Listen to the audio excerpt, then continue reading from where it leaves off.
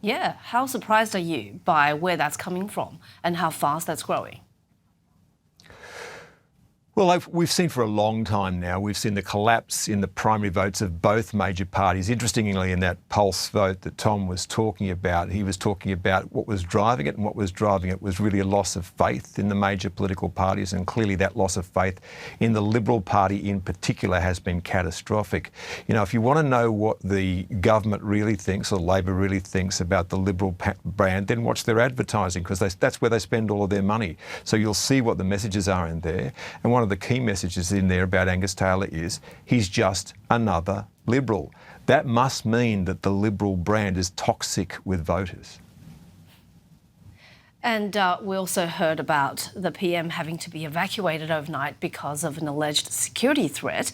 And this adds, as Cameron was talking about, a growing trend of threats, violence against politicians, something that I never would have expected in our country. How do we change this? Look, it's a really disturbing development. You know, I'm old enough now to remember when, you know, Prime Ministers used to holiday on the coast where everyone knew what they were. Once upon a time, Doug Anthony famously used to basically run the country when the Prime Minister was out of the country from a caravan on the north coast of New South Wales. You used to see that the Prime Minister, John Howard, would walk the streets of just about any city in the world, but certainly through the streets of Australia with very little protection.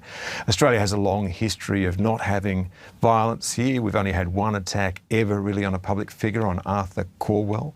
So we would hate to see Australia lose that sense that this is a safe place for our political figures to walk around in. They need to be able to talk with the people of Australia, and clearly there is a rising threat to their safety that must worry all of them and worry their families. And as a former, you know, as the husband of a former MP for Canberra, I know that she received a threat once which was credible. It's deeply disturbing. And, of course, tensions around the world as well. We are waiting for the State of the Union address from Donald Trump. He'll be addressing domestic issues, but also, more importantly, on foreign policy, what he's going to do with Iran. Your take?